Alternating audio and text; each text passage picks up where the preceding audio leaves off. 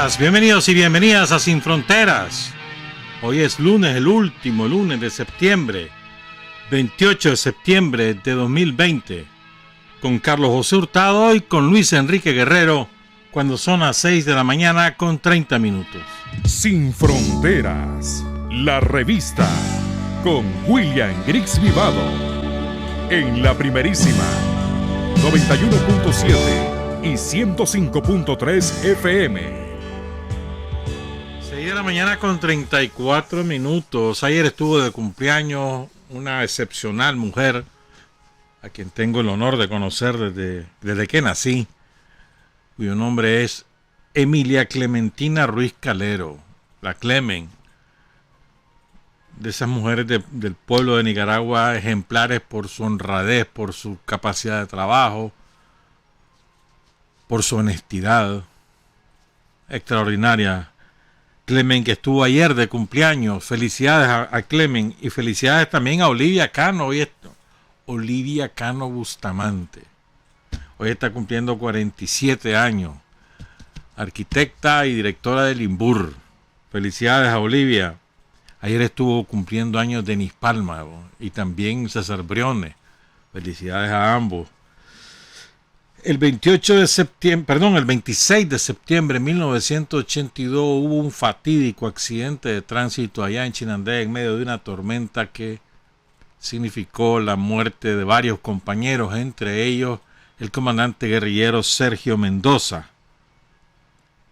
integrado al Frente Sandinista desde 1973, pasó por el Frente Estudiantil Revolucionario, el FER de la Universidad de León, en su comité ejecutivo, en la Universidad de Managua, en su comité ejecutivo. Luego se integró al trabajo en los barrios, en la fábrica, preparó la insurrección, lo mandaron a Honduras a prepararse militarmente y a preparar las columnas que luego ingresaron por el departamento de Chinandega, por el lado de Somotillo. Y ahí logró importantes victorias militares. Fundador del MINT, delegado del MINT en varias regiones, y en esa función como delegado en Occidente del MINT es que fallece en un accidente de tránsito. Saludos a su viuda Rina Campos. Fíjate que,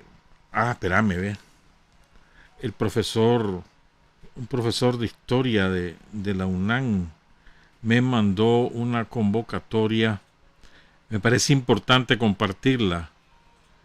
Va a haber un curso de educación continua que se llama Memoria Histórica y Transformación Social desde lo Regional, organizado por el Departamento de Historia de la Facultad de Humanidades y Ciencias Jurídicas de la UNAM Managua. ¿Por qué es importante? Porque fíjense que esto no es solamente para historiadores o para profesionales, también para todos los que nos interesamos en recoger lo que hemos hecho a lo largo de tantos años de lucha. Va a durar 4 semanas, 2 encuentros por semana, los sábados de 8:30 a 2:30 del día, los martes de 1:30 a 5:30 de la tarde. Eso es lo malo, sí, en horario laboral, hermano. Eso es lo malo, pero bueno. Entonces, graduados o no, a todos los interesados en historia, sociología, antropología, lo que quieran, ¿verdad? Pero vale 1,000 pesitos, cupo limitado, dice. Lo imparte la doctora Ivette García González. Y pueden llamar allá a la UNAM, pues, al departamento de historia, los que quieran participar. Me parece interesante, pues. Además, lo más interesante es que está abierto a cualquiera, no es necesario ser titulado. Me parece muy bueno eso. Aunque malo el horario, ¿verdad? Pero bueno. Fíjate que un amigo me pasó ayer unas declaraciones que dio el asesino Harvin Padilla. ¿Sabes quién es él, verdad? Harvin Padilla. Dice el que es cura. Y digo que es un asesino porque él participó en los crímenes de los tranques de Masaya. Un asesino. ¿Se acuerdan? Dando las instrucciones a los tranqueros qué debían hacer con el cadáver del oficial de la policía, Gabriel de Jesús Vado. ¿Lo recuerdan? Dando instrucciones. Quémenlo, escóndanlo, que no lo vean, que no se acuerdan de eso. Pues este delincuente, Harvin Padilla, en la iglesia San Juan, dio misa ayer. Y al terminar la misa dio declaraciones. No la voy a repetir, solo voy a referirme a un solo aspecto de lo que dijo este delincuente. Dice el delincuente: las feministas solo acusan a los hombres por las violaciones, pero las mayores culpables son ellas, que no se visten, ni visten a las niñas con recato. Desde chiquita andan enseñando los coyolitos. Vulgar, patán, como todo delincuente tranquero. Este es un desgraciado, culpando a las mujeres. Culpe a la mujer que la violen. O sea, qué mentalidad más retrógrada, ¿no? Pero es que es típico de todos los delincuentes esto. Típico. Me pregunto yo, ¿qué dirán todas esas feministas tranqueras de lo que dice su aliado, el criminal Jarvin Padilla? Pues como son hipócritas todos, esos tienen el discurso, esas mujeres tienen el discurso feminista del diente al labio. En la práctica no defienden los derechos de las mujeres, porque si están aliados con un criminal como este, quiere decir que no les interesan los derechos de las mujeres. Qué barbaridad, bravo. Este fin de semana estuvo repleto de actividades de todo tipo. Yo me quedé sorprendido ayer con las multitudes que habían ahí en Masaya, en el desfile hípico. Pero qué cachimbo de gente. Y lo mismo en el Día de la Merced, allá en León. Qué barbaridad, pero multitudes. Me estaba haciendo aquí ¿cómo le diríamos nosotros? Vamos a poner elegante, el fiestero, Carlos Hurtado, que dice que ayer anduvo por El Salvador. Ayer fue por El Salvador Allende y que eso estaba hasta la pata, de gente bebiendo, comiendo. O sea, hemos regresado a la normalidad total ya en el país. Y creo que nos estamos descuidando, sí. El virus no se ha ido. Nos estamos descuidando. Después son ay. Yo no digo que nos encerremos, porque ese es... Pero que andemos con una botellita gel, hombre. Después que le damos la mano a cualquiera, mano, a restregarte. Ahí nomasito, o te vas a lavar la mano. Sí, y además hay que guardar la distancia, hombre. Eso es lo más importante. Para mí esas son las dos medidas más importantes. Lavarse las manos, guardar la distancia. Y las otras actividades que hubo ayer y que creo que vale la pena referirlo. Hoy vamos a hablar de las mentiras puestas al descubierto del Somosismo de 2018 para acá. Vamos a hablar de eso un poquito al detalle. Y también vamos a seguir con los testimonios de los 80. Pero es que ayer, bueno, desde hace varios días ha habido numerosas actividades de las congregaciones evangélicas celebrando el Día de la Traducción al castellano o al español de la Biblia. Fíjense que este es un evento en términos culturales sumamente importante, o sea, la efeméride como tal. ¿Saben por qué? Porque en aquellos tiempos, esto ocurrió en 1569, imagínate, fue el 451 aniversario, fue ayer 28 de septiembre, precisamente. Hoy es 28. Hoy se cumplen los 451 años. Pero bueno, en aquel tiempo, en primer lugar, la inmensa mayoría de la población era analfabeta, en primer lugar.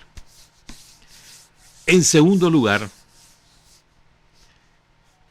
la Biblia era un documento privilegiado solo para los curas y sus allegados, a lo sumo alguno de la corte o de las cortes, o los más ricos de la época, pero era patrimonio de los curas, porque de esa manera se adueñaban del mensaje que trasladaba la Biblia a los creyentes, a los cristianos. Entonces ellos eran los únicos que lo conocían y por lo tanto lo manipulaban a su antojo. En segundo lugar. En tercer lugar, la posibilidad de multiplicar el conocimiento era muy limitada. Apenas se había inventado la imprenta y y era un recurso caro para la época. Y en cuarto lugar, la pobreza era inmensa, inmensa. Indigente la inmensa mayoría de la población europea. Por esos 4 factores es un evento importantísimo la traducción al español, en nuestro caso al inglés también, hubo traducción al checo, al alemán, y en cada vez, pongan cuidado a esto, la jerarquía católica, el Vaticano, condenó a muerte a los que osaron traducir la Biblia, los condenó a muerte, en algunos casos lo logró, los asesinó, los quemó vivos. En otros casos, como en el caso del monje que lo traduce al español, no lo logró, pero los condenó a muerte. Y el peor caso, o sea, el caso más terrible, es el de John Wycliffe, que fue el primero que tuvo la iniciativa de traducir del latín original, o del griego, al inglés. No logró completar la traducción. Creo que logró solamente el Nuevo Testamento, pero miren lo importante de esto, miren clase de odio. Y el odio era porque se había atrevido a que los profanos, los plebeyos, tuvieran acceso a contenido bíblico y por lo tanto pusieran en riesgo la exclusividad del conocimiento bíblico que tenían los curas de la época. Recuerden que los curas en esa época eran también los que detentaban el poder económico y el poder político. Por ejemplo, las famosas invasiones que dirigía el Papa contra Inglaterra fue la gran invasión última que le fracasa, pues, y ahí se cinde la iglesia en los anglicanos y los católicos. Pero bueno, esa harina otro costal. Lo que quiero decir es que lo que quiero compartir es lo que hicieron con John Wycliffe. Fíjense, el hombre lo logra, ¿verdad? Lo condenan a muerte, pero no el hombre murió antes que lo ejecutaran. Entonces era tanto el odio que 40 años después de muerto, en 1427, el Papa Martín V ordena exhumar los restos de Wycliffe para quemarlos. O sea, como no lo pudieron matar en la hoguera, pues entonces había que acabar con todo el resto de aquel blasfemo que había osado traducir para profanos el mensaje divino de la Biblia. Pero no como él, eso es el extremo. ¿Vos te imaginas? O sea, 40 años después manda a sacar los huesos del hombre y los manda a quemar, hasta después de muerto. Solo poner cuidado en eso. Pero no solo fue el único, les voy a contar algunos más. Es que es importante, la historia es importante. Te estoy hablando que Wycliffe lo hizo en 1300 y pico. Y no la logró, pero bueno. Luego está el sacerdote checo Jan Hus. Que había sido nombrado párroco en una iglesia de Praga, inspirado por lo que hizo Wycliffe, comenzó a traducir la Biblia al checo. Y él era uno de los que creía de que la única forma de extender el mensaje cristiano era que todo el mundo tuviera en primer lugar alfabetizado y en segundo lugar acceso a la Biblia. Y así fue, en 1416 aparece la primera Biblia checa. Lo llamaron hereje, anticristo. Le hicieron un juicio en la ciudad de Constanza, pero pareció un carnaval. Oigan esto, dice. Casi todos los peces gordos de Europa asistieron al juicio. Llegó un arzobispo con 600 caballos de la época, eso es decir, ahora carros, hermano, un vehículo. 700 prostitutas ofrecieron sus servicios. 500 personas se ahogaron en el lago de Constanza, porque todo el mundo llegó al bacanal también. Y el Papa se cayó de su carruaje y aterrizó en un montón de nieve cuando iba rumbo a la ciudad. ¿Verdad? Finalmente condenan al hombre a muerte, lo condenan a la hoguera y ahí lo queman por haber traducido la Biblia al checo. O sea, imaginen ustedes. Y además eso desató la guerra civil ahí en Bohemia, ahí en una parte de Checa. Y porque los partidarios de Hus comenzaron a quemar las iglesias católicas y a matar curas. Todo porque Jan Hus tuvo el descaro de traducir la Biblia. Otro, es que vale la pena, te voy a contar este último. Se llamó William Tyndale. Este fue el que tradujo completa la Biblia al inglés. Estaba en el trono británico, ¿sí?, del Imperio Británico, Enrique VIII, y había prohibido la Biblia traducida por William Tyndale. ¿Verdad? Eran difíciles de encontrar, pero circulaba en el mercado negro. Al que lo encontraban, lo mataban y confiscaban todo. ¿Ya? Entonces, oigan esto. El arzobispo de Londres advirtió que a cualquiera que se atreviera a distribuir esa Biblia iba a ser condenado a muerte. Nadie le podía ni siquiera ayudar, ni en alimentos, ni en refugiarlo, ni nada. Entonces el hombre se fue para Alemania, creyendo que ahí lo iba a poder hacer. ¿Verdad? Estuvo en Colonia y lo empieza a imprimir. Pero el arzobispo de Colonia era de los retrógrados, entonces ese lo comenzó a perseguir. El hombre logra huir, completa la Biblia, logra que se distribuya en Inglaterra, pero la persecución fue terrible. Un cura que lo ayudó, Thomas Heaton, solamente lo conoció. Dice que agarró 2 copias de la Biblia y se la llevó a Inglaterra, pues por eso lo acusaron de herejía y lo quemaron vivo. Thomas Bilney, un abogado que simplemente había conocido a Tyndale, también lo arrojaron a la llama en 1531.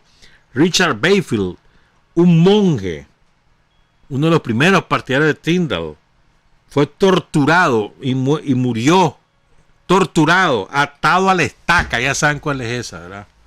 Lo sembraban de lano en estaca y así lo mataron.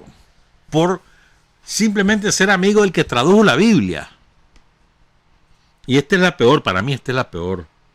Un grupo de muchachos, estudiantes en Oxford, que habían leído la Biblia traducida al inglés, los agarran, los encerraron en un calabozo. Ese calabozo había sido usado para almacenar pescado. Y ahí los dejaron encerrados hasta que se pudrieron. Una cosa terrible, hermano. Por el pecado de traducir la Biblia. Finalmente, Tyndale también fue traicionado en 1535. Un tipo lo denunció. Lo acusaron de herejía en agosto de 1536 y lo quemaron vivo. Pero así puedo seguir contándole. El caso es que un día como hoy, en 569, aparece la Biblia en español traducida por Casiodoro de Reino, un monje jerónimo. Le llamaron la Biblia del oso. ¿Saben por qué? Porque en la carátula aparecía un oso. Entonces le decían la Biblia del oso. Importante este efeméride para todas las congregaciones cristianas a quienes saludamos. Hablemos un poquito, pues, de todas estas mentiras que nos han venido diciendo y cómo han ido siendo derribadas una por una. Son las 6:53. A propósito, hay un artículo del investigador Manuel Espinosa que lo hemos publicado ahora en la página web de La Primerísima. Se los invito a leer. Ahí hay una sucinta recopilación de cómo Estados Unidos ha financiado históricamente a los sicarios somocistas en Nicaragua para intervenir en las elecciones que se celebran en el país desde 1990 y antes lo hizo en el 84 también.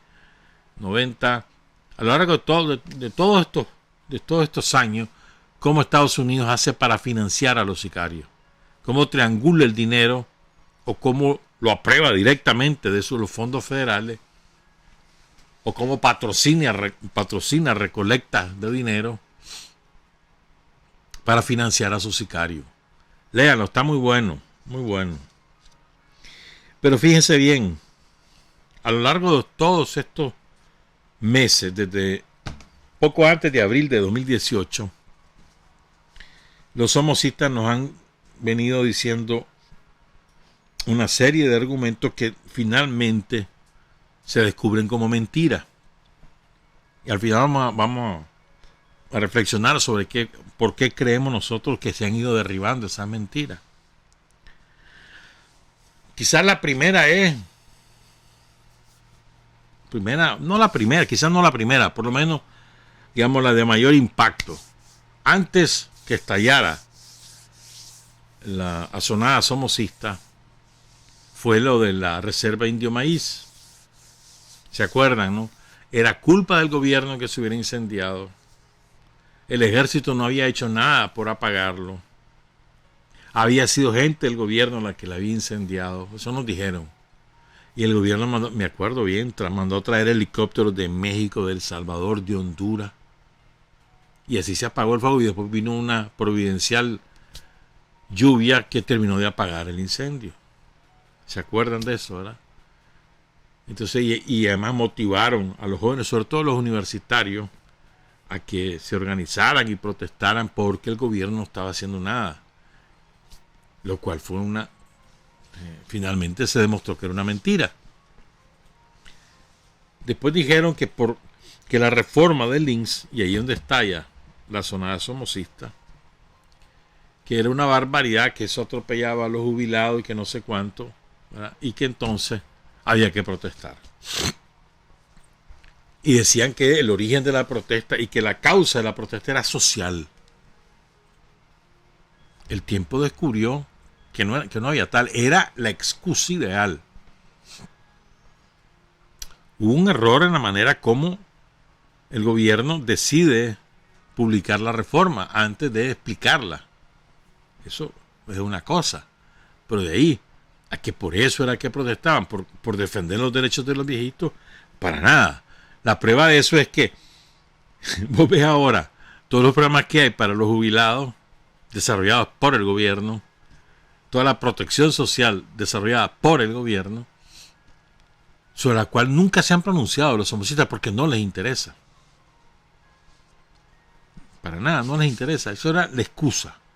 Eso fue, digamos, el catalizador de su trabajo subversivo, que lo venían preparando desde hacía muchos años, prácticamente desde que Daniel asume la presidencia el 10 de enero de 2007, empiezan a preparar lo que finalmente está en abril de 2018. Pero de eso nos fuimos enterando al detalle después, cómo se fueron preparando los cuadros en informática, en conspiración, cómo lo fueron distribuyendo alrededor de distintas ciudades, cómo lo fueron agrupando, cómo lo fueron articulando y cómo lo fueron financiando. Pero fíjense, ahí nos dijeron que la protesta era estudiantes desarmados. ¿Se acuerdan de eso? Pobres estudiantes desarmados. Protestas pacíficas. Así nos dijeron. El tiempo demostró que eso no era cierto. Ni fueron pacíficas, ni eran estudiantes desarmados. Hubo estudiantes, sí los hubo. Y bastantes, sí los hubo. Pero no eran únicamente estudiantes. Y recuerden que los primeros muertos son 2, un oficial de la policía y un trabajador del Palí, 3, y el muchacho de Tipitapa asesinado por los somocistas. ¿Cómo los asesinaron? Al oficial de la policía, Hilton, no lo mataron con una pedrada, lo blanquearon. Un francotirador le metió un balazo en la frente Lo blanquearon. O sea, tiene que ser un fusil de alto poder, de largo alcance, con el cual pudieron ejecutar ese asesinato. Y un fusil de largo alcance no lo encontrás en el mercado oriental. Y no lo maneja Perico de los Palotes, lo maneja alguien entrenado. Y ahí empezamos poco. Se empezó a descubrir de a poquito cómo iba la cosa. ¿Verdad? Pero eran estudiantes desarmados. El tiempo demostró que eso no era cierto. Que eran protestas pacíficas. El tiempo demostró que eso no era cierto. Porque se acuerdan, al principio eran protestas callejeras, llegaba la policía, habían enfrentamientos. ¿Se acuerdan de eso? Habían incluso barricadas, después se quitaban las barricadas y no pasaba nada. Pero a partir de fines de abril se empiezan a armar los tranques de la muerte. ¿Verdad? Otra mentira. ¿Qué nos decían? Lo que ha habido es una masacre a la policía. Masacre implica fuego unilateral. Y nunca fue así. Nunca. Siempre hubo respuesta de la policía a acciones armadas del somocismo. Siempre. La prueba de eso son los 23 policías asesinados y los más de 400 policías heridos. Esa es la mejor prueba. No los hirieron con pedrada, balazo, a punta de tiros. No fue pedrada, no eran pacíficos ni desarmados. Me acuerdo de toda esa mentira, ¿te acordás los tuertos? El otro día te lo decía. Los tuertos que aparecieron ahí en la Universidad Nacional Agraria. ¡Ay, me sacaron un ojo! Y aparecía todo ensangrentado y no se lo creía. Yo fui uno. Y aparecieron 2 o 3. ¿Dónde están los tuertos? No existen. Salsa de tomate. Como la salsa de tomate que se untó Maradiaga, ¿te acordás? Allá en León, ¿se acuerdan? Andaba conspirando, entonces lo agarran, lo descubren ahí. Muchachos sandinistas lo comienzan a cariar. Y después se le van encima, lo golpean. Ah, no apareció. Primero no aparece con nada, pues lo cachimbiaron y se montó un carro y se fue. Ya después al rato ya apareció con la salsa de tomate. Y aparece la bolsita de la salsa de tomate en medio de... ahí por la palanca de cambio. Después aparece en el hospital muy sinvergüenza, con suero y todo. Era mentira. ¿Se acuerdan de eso? ¿No? Todos los montajes que nos fueron armando. Pues hay un montón de montajes, pero bueno. Ya. Sigamos con la mentira. ¿Qué nos dijeron? Que todos los muertos había sido porque la policía los mató. El tiempo demostró que no es cierto. El tiempo y los hechos, ¿no? Que no es cierto. Y Francisco Arauz, ¿te acordás? Aquí en los barrios, ahí por los poli. Lo asesinan.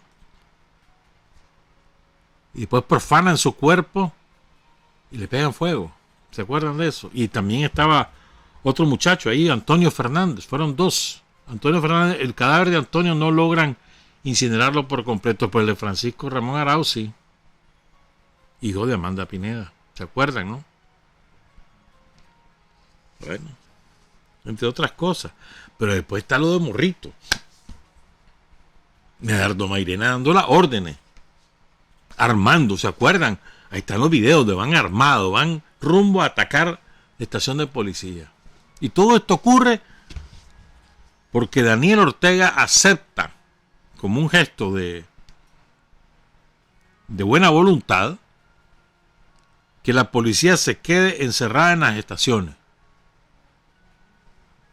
Que deje que las protestas sigan.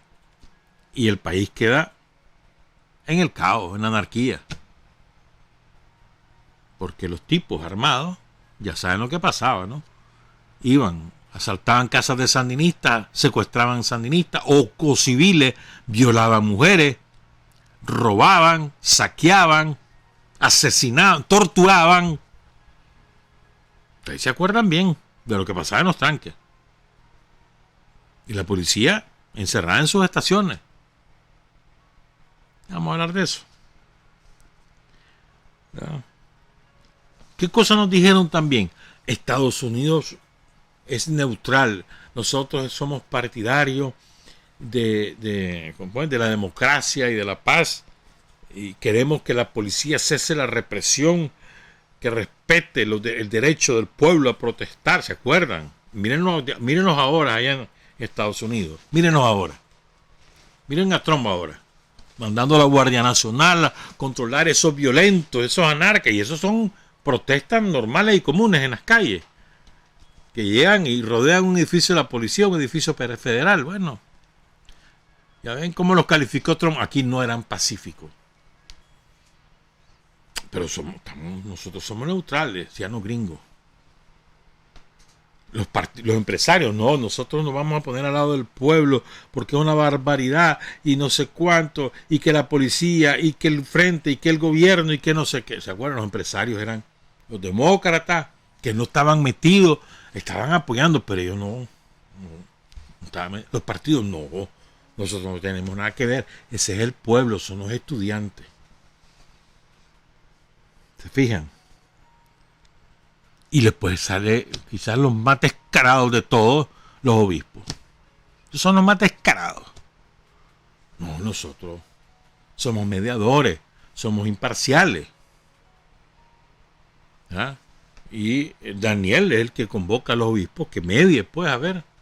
Después que deroga Daniel la reforma de Links, que la deroga el sábado, el 18 empieza, el sábado 21 de abril, queda derogada, llama a los obispos, a ver, hagamos un diálogo, autoriza la famosa manifestación, la primera que ellos hicieron, que no pasó nada, esa manifestación fue como el 23, ¿no? De abril, un lunes fue, me acuerdo bien, y entonces, bueno, van los obispos, imparciales, sale Mata diciendo que busque a Daniel Ortega cómo salvarse, que no lo quieren, que no quiere que termine muerto. Él y su familia, ¿se acuerdan lo que dijo el coronel Mata? Y a mí no se me olvida. Bueno.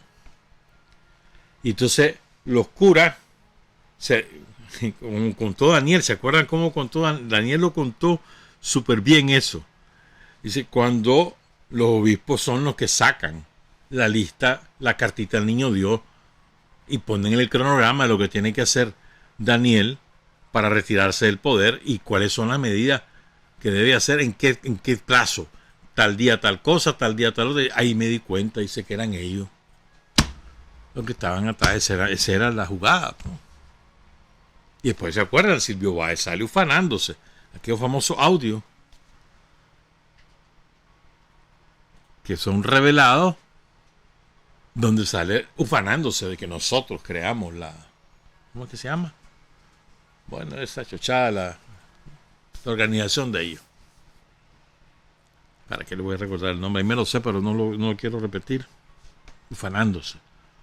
Entonces, o sea, de lo que parecían actores independientes, imparciales, que al principio así los consideraba la mayor parte de la opinión pública, terminan descubriéndose lo que realmente estaban haciendo, que eran los autores intelectuales de lo que estaba ocurriendo. Eran los obispos.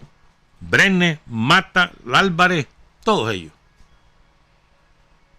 El más cauteloso ahí era el obispo, el fallecido obispo de León, Bosco Viva, y el obispo de Bluefield. Los más cautelosos. Pero el conjunto de esos obispos eran los que dirigían. ¿Verdad? También nos vendieron que la OEA era imparcial. Que venga la OEA.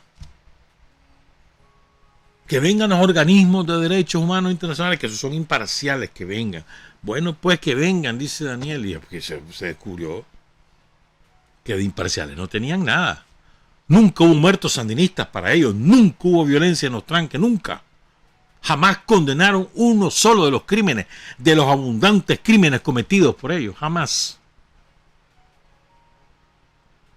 Sigamos recopilando. Entonces ese famoso diálogo que tuvo dos fases, ¿se acuerdan?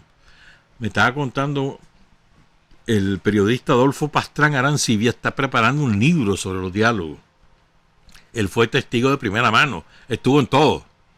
Ese libro va a revelar cosas bonitas, vas a ver, va a ser muy útil ese libro de Pastrán. Ojalá que salga pronto. Sigo.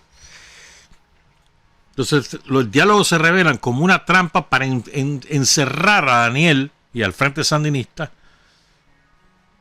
asfixiarlo con una mampara de conversación, cuando en realidad, y mientras los tanques a su vez asfixiaban a la población. Y a nivel internacional, los gringos con todos sus organismos y toda su maquinaria de propaganda hacían lo propio. Entonces viene la reacción, y la reacción es, ¿quiénes son los que reaccionan? Los sandinistas. Empezando por los sandinistas de mayor experiencia, que son los que se arman, buscan armas, las que puede ser que las tuvieran o que las fueran a buscar, y se defienden. Y resulta que eso es delictivo, según el somocismo. Defenderse. Vos no tenés derecho a defenderte. Si te van a matar, que te maten, pero no tenés derecho a defenderte, según la lógica del somocismo.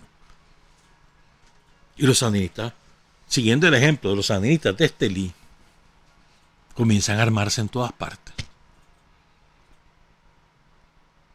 Fíjate que hay horrores que no se han contado.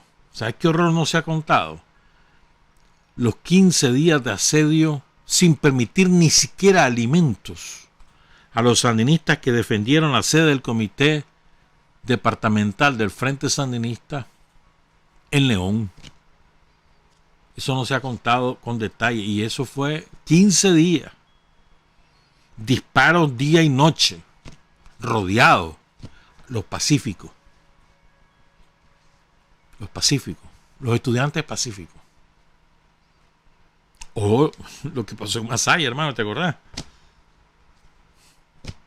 No solo el tranque de Mebasa, los montones de tranques que hubo ahí, la quema del plantel de la alcaldía, el saqueo y la destrucción de la casa de la Jacaranda Fernández. La persecución a Orlando Noguera, que en paz descanse. La quema ahí en el plantel de Seba, ¿te acordás? Y el de la alcaldía, lo que pasó ahí en la ciudad de Matagalpa, cuando con todo y aquella paramecánica quisieron destruir la casa de una familia sandinista y matarlos a todos. Y los sandinistas lo fueron a defender, porque no había policía que te defendiera. La policía estaba encerrada. Y querían que nos dejáramos.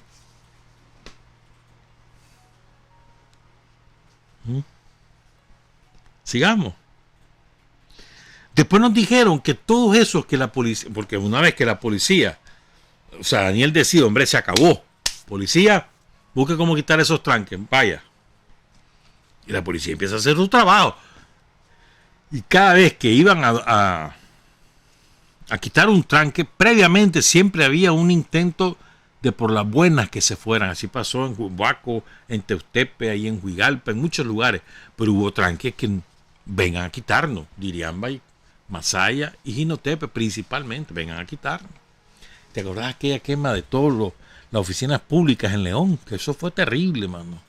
El terror que vivieron ahí en León, eso fue horrible. Pero bueno, sigo.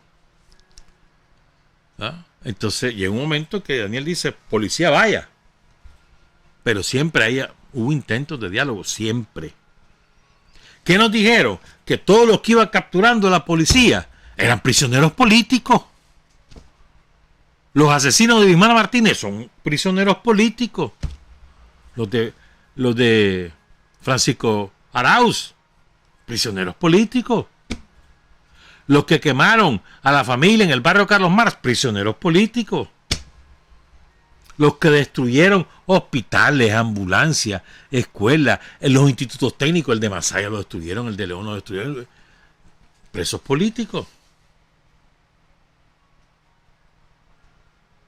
Y así enarbolaron la bandera, los prisioneros políticos. Nos dijeron, y este es otro dato importante, nos dijeron, me acuerdo que hablaban como de 3.000 prisioneros políticos, ¿se acuerdan? Que habían más de 1.000 muertos, que habían 5.000 heridos, ¿recuerdan eso? Y que habían como 100.000 exiliados. unas mentiras, hermano. Costó, mano. Pero la verdad se fue abriendo paso. Y creo que hay un trabajo riguroso que hizo la Comisión de la Verdad y Justicia, formada por la Asamblea Nacional, en la que está el padre Uriel Molina, está Cairo Amador, está un profesor de la UNAM. ¿No? La Comisión de la Verdad determinó con nombre, apellido, circunstancia, ciudad, edad, todo, 251 muertos, que es una barbaridad. 251. Fíjense, la policía registró 198. Los derechos humanos del somocismo, la CPDH 311, el CENI 323, pero fíjate, la CPDH dijo, son 311 muertos, sin nombre, ni apellido, ni ciudad, ni fecha, simplemente dijo. El CENID 323 y solo 16 los publicó con datos, de los cuales 14 están registrados por la Comisión de la Verdad. La CIDH habló de 325, pero de los 325, 250 los tiene registrados la Comisión de la Verdad. Y solo 155 coinciden en común nombre y verificación con la CIDH. Los otros 57 no se sabe dónde lo sacó la CIDH. Hay 113 que pone la CIDH que no se sabe quiénes son, de dónde lo saca, qué pruebas tienen. Y así, eso en cuanto a los muertos. De los muertos, este es un dato importante. Dos datos importantes. Entre esos muertos están incluidos, ¿verdad? Bismarck, o sea, que el cuerpo apareció, recuerdan ustedes, hace mucho tiempo después, el caso de la brasileña asesinada ahí en Montserrat, Reina Gabriel da Costa Lima Rocha, y el caso del preso Eddie Monte, que protagonizó un motín y fue muerto por uno de los custodios ahí en la cárcel Modelo. Entre esos 251. ¿Cómo están distribuidos geográficamente? 1 en el Caribe Sur, 3 en Granada, 4 en Buaco, 4 en Chontales, 6 en Jinotega, 7 en Chinandega, 9 en Río San Juan, 9 en el Caribe Norte, 13 en Estelí, 16 en León, 20 en Matagalpa, 28 en Carazo, 35 en Masaya, 96 en Managua. ¿Dónde murieron? 135 en Los Tranques. 31 muertos hubo en los primeros días, entre 19 de abril, 19, 20, 21 y 22 de abril, ahí hubo 31 fallecidos. 27 murieron en fuego cruzado, como por ejemplo los de Ciudad Sandino, me acuerdo bien, o los de León. 13 fueron secuestrados, torturados y asesinados. 13.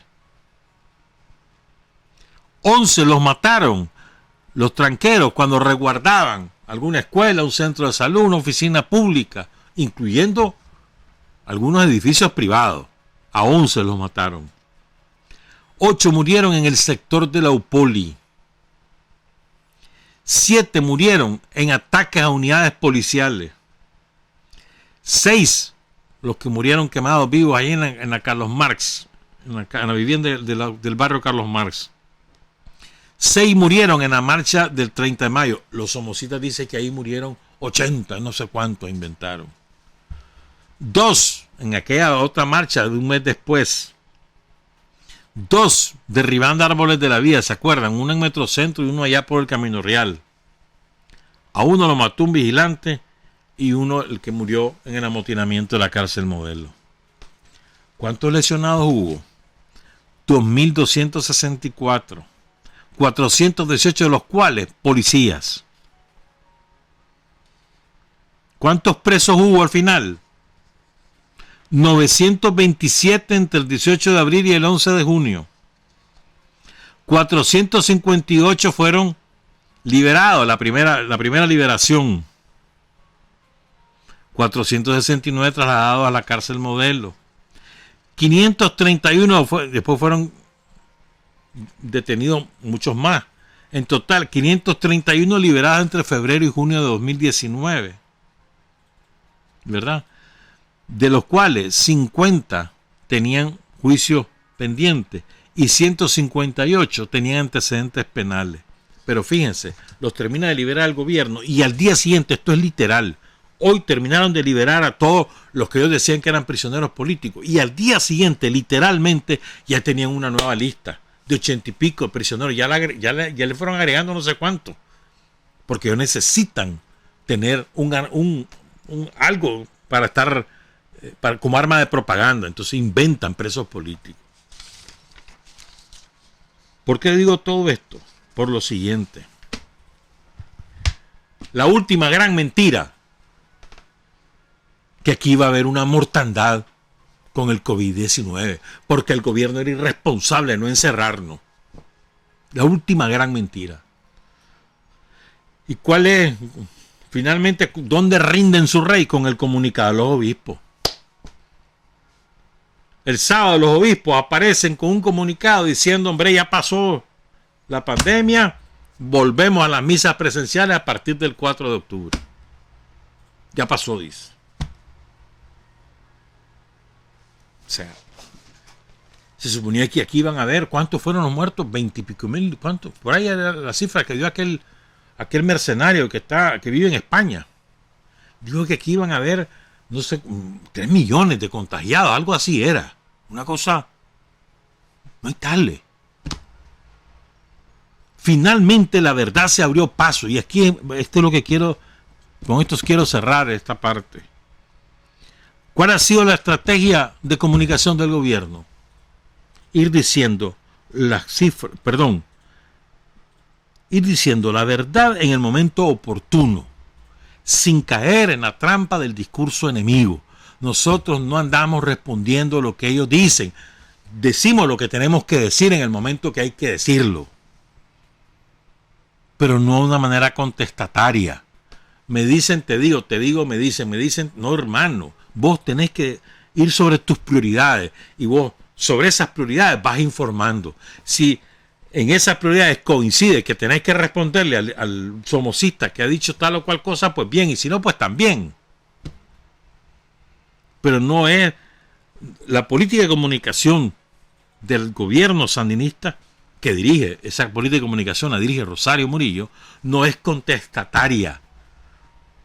Es simplemente difundir los hechos, lo que hacemos y cómo lo hacemos. Y hacerlo cada vez que corresponde hacerlo. No de acuerdo a lo que nos van diciendo ellos. Fíjense bien, aquí hubo, en determinado momento hubo histeria con lo de la peste. Hubo histeria. ¿Quién la sembró? Ellos, el somocismo. Sembró el pánico, que le decían a la gente que no fuera ni a los hospitales, y hubo mucha gente diabética, cardíaca, pacientes de lupus, pacientes de insuficiencia renal crónica, mucha gente con todas esas enfermedades crónicas que dejaron de acudir a los hospitales y de eso murieron. No murieron de la peste, murieron porque dejaron de atenderse de cáncer, por el pánico que ellos sembraron. Dijeron de que estaban saturados los hospitales, que los muertos estaban en los pasillos. Nunca hubo un solo hospital en Nicaragua saturado por enfermos de la peste. Nunca llegó al máximo, jamás. Hubo bastantes pacientes internados, claro que sí, pero jamás se sobrepasó la capacidad instalada, nunca.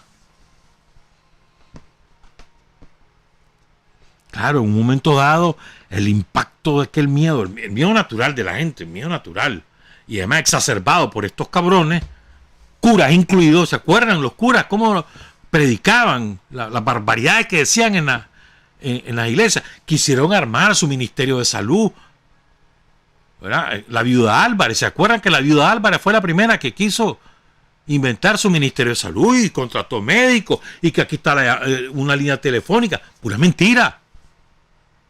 Para justificar los reales que les estaban dando los gringos. Pura mentira.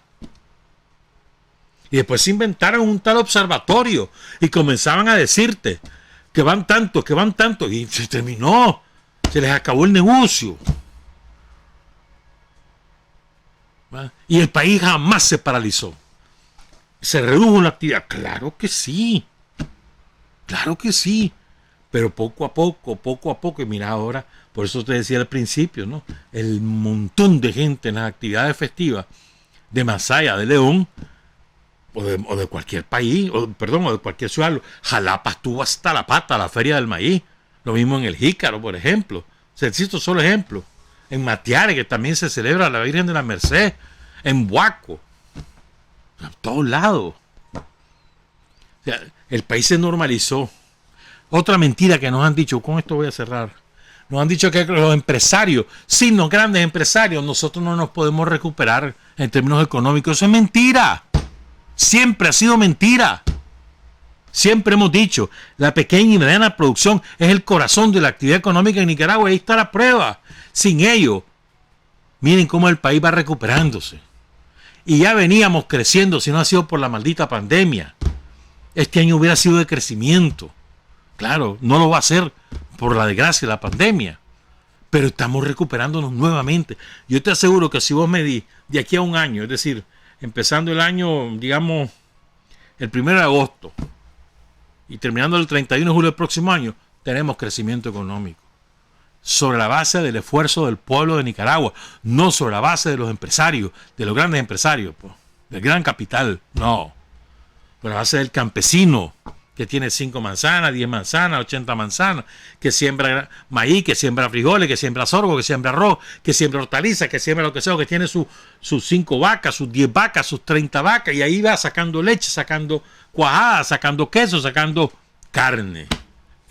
Sobre esa base, el campesinado, los comerciantes, todos los vendedores por cuenta propia, todos los trabajadores por cuenta propia, taller de mecánica, taller de lo que de carpintería, de lo que sea, los artesanos. Sobre esa base se ha construido la economía de Nicaragua desde hace muchísimos años y se seguirá construyendo. Y eso es lo que se dinamiza y ellos son los protagonistas de esta recuperación.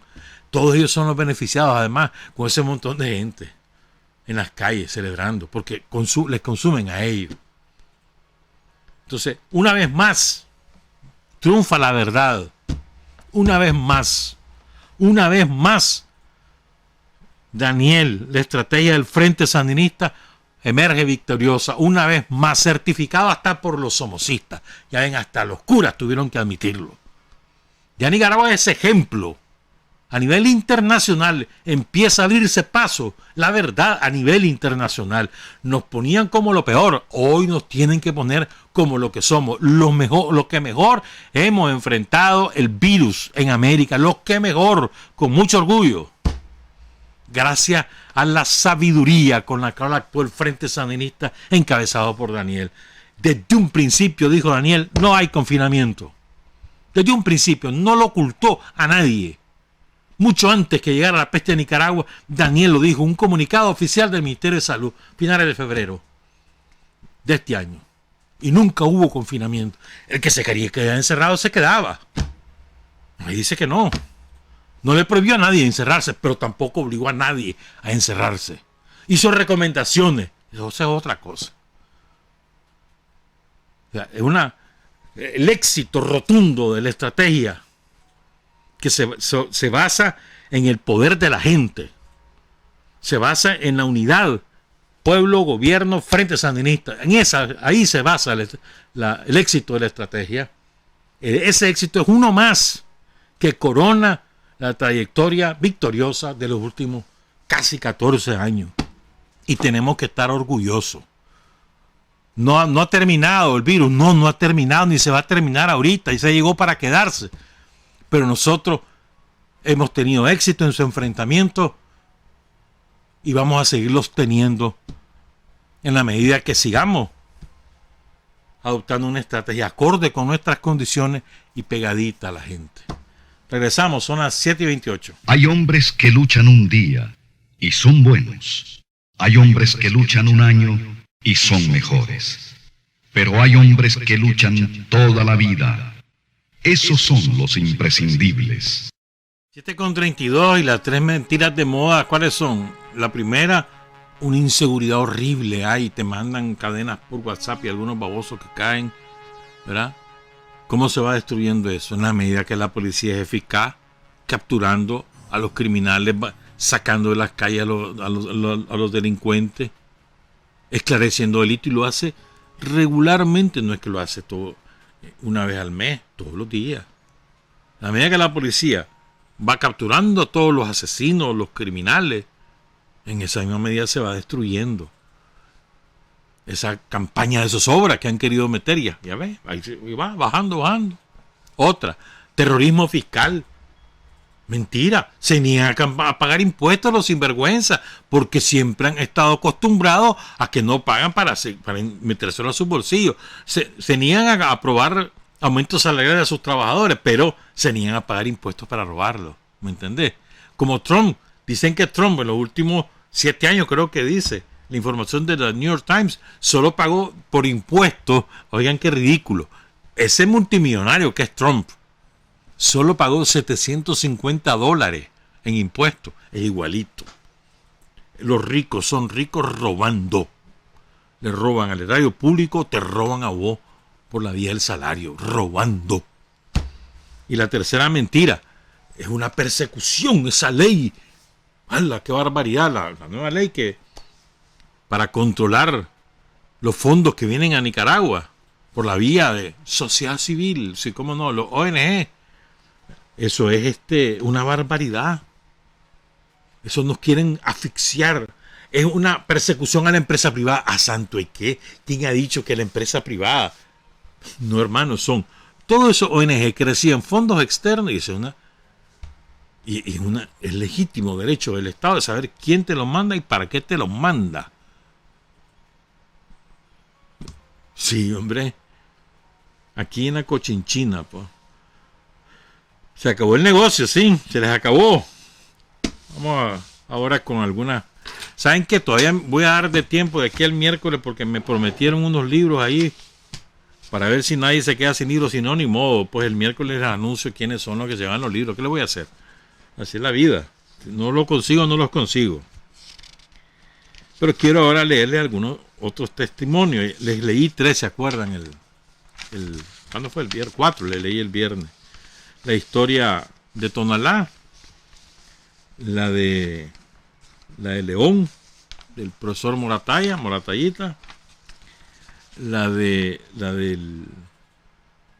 señora Cerros, que se fue a pelear con Sandino, y la de, ¿cuál fue? Ahí la última fue esta es mejor un hijo muerto que cobarde, ¿se acuerdan, verdad? Prefiero un hijo muerto defendiendo la patria que cobarde, ¿se acuerdan? ¿Qué clase de frase esa, hermano? La puta, todavía repetirla te estremece, hermano. Ahora quiero leerles otros. ¿Ah? A ver, ¿con cuál comienzo? Aquí vamos a ir, pues. Son varios testimonios los que él hace, pero lo quiero leer primero porque recupera la memoria de un caído. Es del compañero Jorge Ramón Corea, y él nos cuenta lo siguiente. Debido al incremento de las acciones agresivas militares impulsadas por el gobierno de Ronald Reagan en contra de Nicaragua, en 1981 me movilizan en las milicias populares sandinistas, formando parte de una escuadra que manejaba una pieza de artillería, un mortero de 120 milímetros. La escuadra estaba compuesta por 6 compañeros.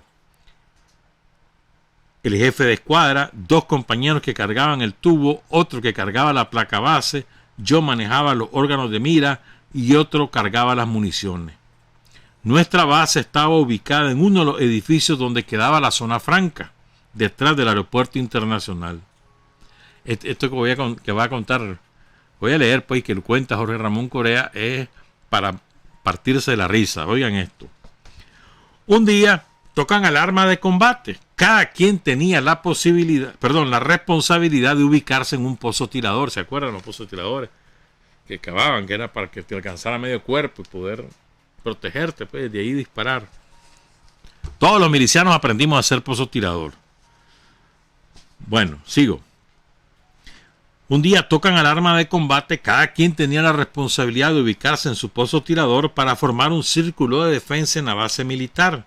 Yo salgo corriendo en la oscuridad buscando mi pozo tirador. Llevo en mi mano una subametralladora Uzi. Y en la otra llevo una canana con las municiones. Como está oscuro, no me fijo y tropiezo contra el broquete de una pila séptica. Se me cae la Uzi dentro de la pila séptica. 1,20 m. Pila séptica, ¿sabes a qué me refiero, verdad? Donde está la caca y los orines de todo mundo en la base. Ahí se le cae la ametralladora. ¿Estamos claros? Perder el arma era grave delito militar, por lo que la pienso y me he tenido que refundir en la poza séptica a buscar la subametralladora. ¿Se imaginan vos? Ponete a pensar en eso. A buscar el arma, porque si no te metían preso, hermano, si perdías esa arma. Se tuvo que bajar a buscar la subametralladora lleno de orina y de estiércol. Estamos claros, se sale de la pila séptica, salgo corriendo a mi pozo tirador, donde me instalo en posición combativa en forma de lagartija. Y ahí me viene otro problema. Él está cubierto de orines y de heces. Se tira en posición de lagartija dentro de su pozo tirador. Y luego comienzan a atacar las hormigas, hermano. En aquella oscurana no te puedes ni quejar, ni puedes decir ay, ni puedes estar distrayéndote, quitándote las hormigas, porque es el arma de combate lo que hay. Entonces no me imagino eso, ¿verdad? Como a las 2 horas, dice, levantan la alarma de combate, regreso al área de los dormitorios, se me acerca otro miliciano que le decíamos policía, el policía, y me dice, no fregues, Corea, que deja mierda. Me fui al baño y me pegué una bañada, dice, con cantidades universales de jabón y alcohol. Después que me bañé me fui a acostar y otra torta. Yo dormí en una litera doble. En la parte de arriba dormía el policía, el que le dijo que día a mierda. Y yo en la parte de abajo, dice Corea.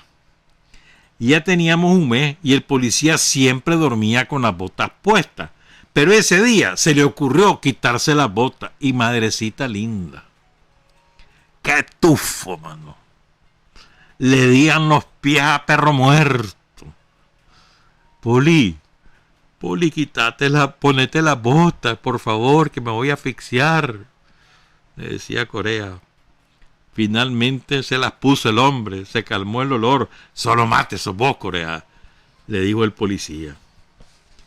En 1982 yo estaba de responsable de la Delegación de Transporte Terrestre de Granada y a finales de año el compañero Javier López Lowery, quien me atendía políticamente en Granada, lo trasladan al Ministerio del Interior como asistente del comandante Borges.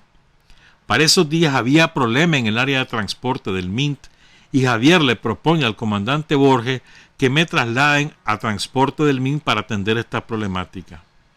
Al inicio el Ministerio del Transporte no me quería soltar, pero como el comandante Borges insistió ante el ministro de Transporte, en esa época autorizó mi traslado al MINT.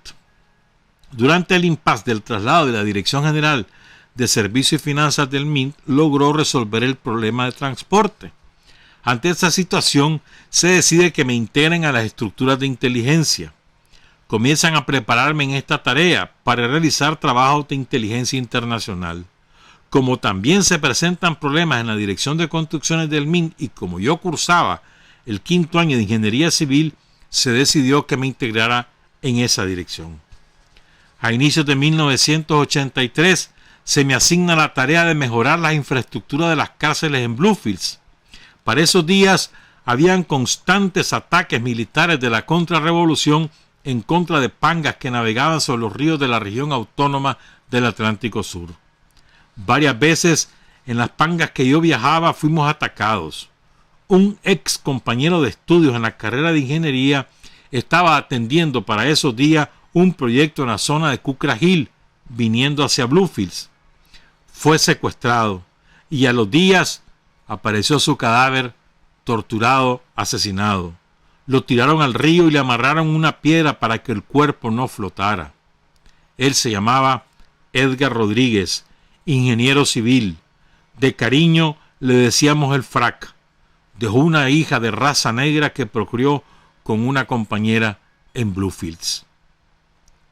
Ingeniero Edgar Rodríguez, otro mártir cuya memoria no la hemos recuperado adecuadamente. Secuestrado, torturado, asesinado por la contrarrevolución en 1983. No me da la fecha el compañero Jorge Ramón Corea. Voy con otro testimonio. Este es de León. Y después voy con Lautaro. Este testimonio es del doctor René Pérez Montiel. Saludos. Tenía 19 años cuando salí de madrugada en compañía de María Lourdes, la China Girón, hija del Dariano don José Girón, ya fallecido. Saludos a María Lourdes. Para hacer pintas ese 4 de mayo en las casas de Chichigalpa. Llevaba un spray con pintura roja y un calado rústico con la efigie del general de Hombres Libres que decía Sandino vive. Había ingresado al FSLN un año antes y mis tareas eran muchas. Estudiaba medicina en León y viajaba casi todas las noches a Chinandega para trabajar en propaganda en una casa de seguridad. Esa madrugada lo hacíamos en Chichigalpa, bajo un silencio total. Hasta los perros dejaron de ladrar y un frío inusual en el occidente caluroso de siempre. Llevábamos 2 horas haciendo pintas cuando escuchamos el chirrido de las llantas del Becate en la esquina. La sangre se me congeló enseguida. Escuchamos el grito del jefe del Becat. Por aquí andan esos hijos de p***, mátenlos. Y al unísono el ruido de las botas de los guardias, los garan amartillados, los perros comenzaron a ladrar.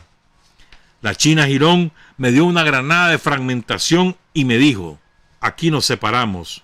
Me dio un abrazo y desapareció tras un cerco de piñuelas. Yo sabía lo que tenía que hacer y sabía lo que me esperaba si me capturaba la guardia. Pensé en mi madre, en el padre Peguero, en mi Nicaragua y en que aún estaba muy joven y a un paso de terminar mi carrera como médico.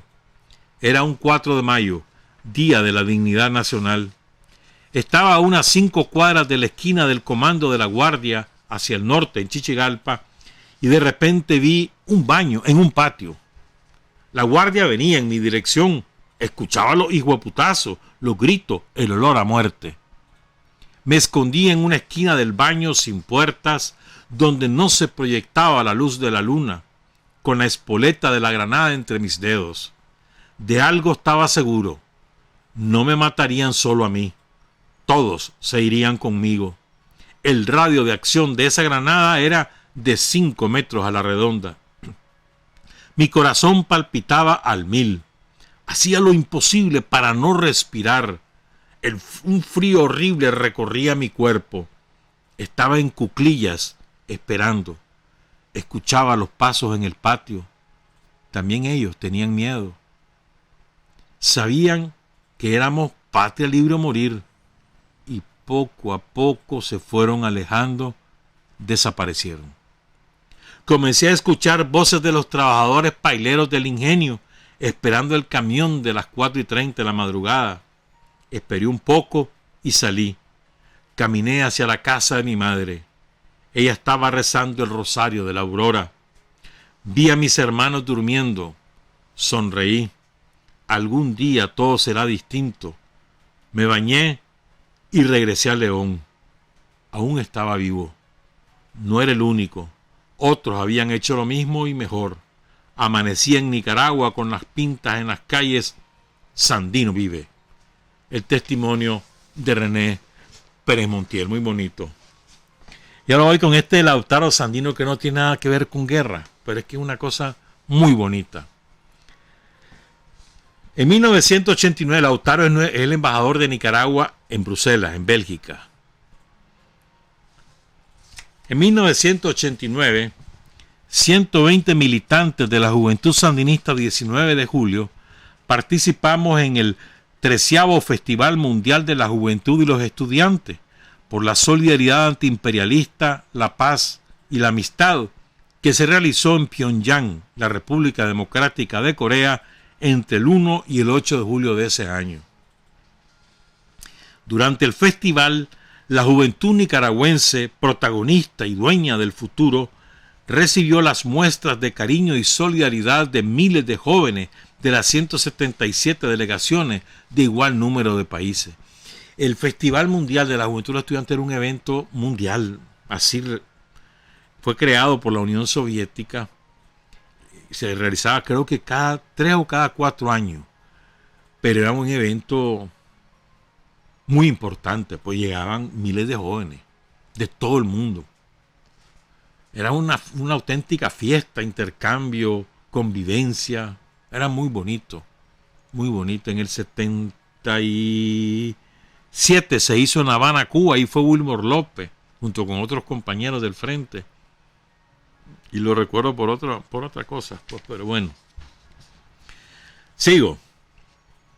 La delegación, cuenta Lautaro Sandino, se distribuyó para cubrir los 4 temas centrales del festival: la paz y el desarme, la deuda externa, la protección de la naturaleza y el medio ambiente y los derechos humanos.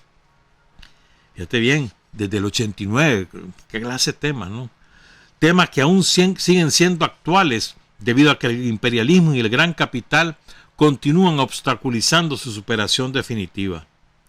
Nuestra delegación incluía una importante representación de nuestra identidad y de la cultura nicaragüense a través del movimiento cultural Lionel Rugama. Al habérseme concedido el honor de representar a la Juventud Sandinista 19 de julio en la comisión permanente del festival, junto a representantes de 50 países que tenían la tarea de organizarlo, mi familia y yo nos fuimos a vivir 5 meses antes del festival a la hermosa ciudad de Pyongyang. Y eso que dice Lautaro, hermosa ciudad de Pyongyang, no es por decirlo, es linda Pyongyang, linda. Tuve la oportunidad de conocer hace muchos años y es una ciudad preciosa. Al igual que los hijos e hijas de todos los representantes en la comisión permanente, mi hija, dice Lautaro Sandino, Sheila María, con 4 años de edad, asistió a un preescolar coreano donde aprendió a socializar con otras niñas y niños, interactuando por primera vez con otras culturas y costumbres. Ahí aprendió canciones coreanas que exaltaban al padre de la nación, el camarada Kim Il-sung, en aquel momento el presidente de Corea, que falleció muchos años después. Después llegó su hijo y después ahora su nieto.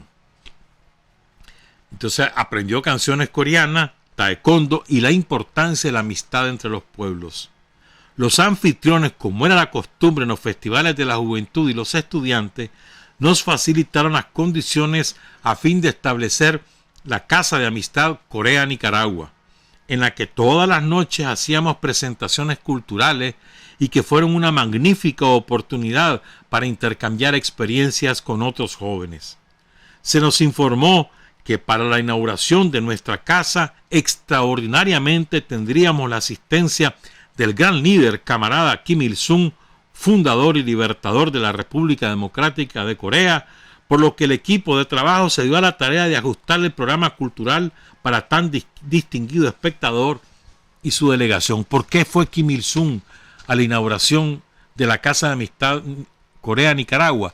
Porque él le tenía un especial aprecio a Daniel, porque había visitado 2 veces Corea. Eso fue muy importante para Corea, para romper el aislamiento nacional. De los pocos jefes de Estado que ha visitado Corea, y no sé si el único, o de los poquísimos por lo menos, que ha ido 2 veces. Entonces hay una especial predilección por Nicaragua y en especial por Daniel en Corea por esa razón. Continúo con el relato de Lautaro Sandino. A través de la cultura queríamos mostrar el significado de la Revolución Popular Sandinista, nuestros logros y determinación de defenderlos, nuestra lucha antiimperialista y, por supuesto, el agradecimiento por la solidaridad hacia nuestro pueblo. Buscábamos en la magia de la cultura un elemento que impactara en un público mayormente coreano, así como también de otras nacionalidades. Al equipo de coordinación y dirección artística se nos ocurrió entonces que sería genial que una niña nicaragüense cantara ante el líder. Y escogieron a la hija de Lautaro, Sheila María, que tenía 4 años. Se tenía que explicar a Sheila María su pequeña misión y negociar con ella su participación en el acto cultural. Esa tarea le correspondió a René Brene, que coordinaba a nuestros artistas en la delegación de Nicaragua. Como correspondía, René habló con Sheila María y le planteó su misión diciéndole: a la Casa de Amistad de Nicaragua con Corea vendrá el gran líder camarada Kim Il-sung y queremos que les cantes una canción, le dice René a Sheila María. Y le dice Sheila, lo vio, reflexionó y le contestó, no. René insistió 2 veces más, diciéndole conspirativamente, mira, si la vas a partir, viene el gran líder Kim Il-sung y queremos que les cantes una canción. Y aún habiendo hecho hincapié en la frase, la vas a partir, nuevamente la respuesta de Sheila María fue, no. ¿Te imaginas una niña de 4 años? No, no quiero. Pero ahora viene lo mejor. Sheila María, de 4 años, con determinación y seguridad, dijo, no, le dice, porque yo me sé 3 canciones. Y le muestra con su manito los 3 deditos. O sea, quería cantar las 3. No una, sino 3. Por eso era que decía que no. Cerrando la presentación cultural, Sheila María, en perfecto coreano, cantó sus 3 canciones. La reacción de admiración y la ovación de los presentes no se hicieron esperar. Los aplausos de la audiencia de pie por varios minutos inundaron las instalaciones de la Casa de Amistad de Nicaragua y Corea. Al final de su actuación, levantando el pulgar, decía repetidamente, ¿verdad que la partí? Como le había dicho René Brene.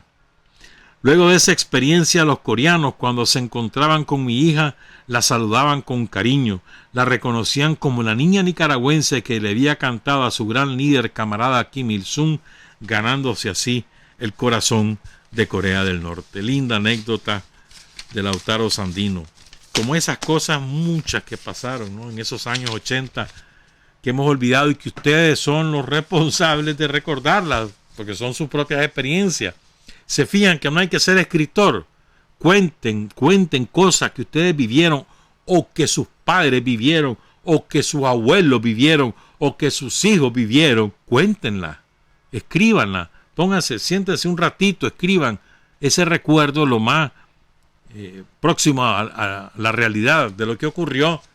Nos los mandan, nosotros se los leemos y así se va contando la historia de la que hemos sido protagonistas. Buenos días, buenas tardes, buenas noches. Trabajar, avanzar, combatir, vencer, patria y libertad. Revolución es sentido del momento histórico. Es cambiar todo lo que debe ser cambiado. Es igualdad y libertad plenas. Es ser tratado y tratar a los demás como seres humanos. Es emanciparnos por nosotros mismos y con nuestros propios esfuerzos. Es desafiar poderosas fuerzas dominantes dentro y fuera del ámbito social y nacional. Es defender valores en los que se cree al precio de cualquier sacrificio. Es modestia, desinterés, altruismo, solidaridad y heroísmo. Es no mentir jamás ni violar principios éticos. Es convicción profunda de que no existe fuerza en el mundo capaz de aplastar la fuerza de la verdad y las ideas. Revolución es unidad, es independencia, es luchar por nuestro sueño de justicia para Cuba y para el mundo, que es la base de nuestro patriotismo, nuestro socialismo y nuestro internacionalismo.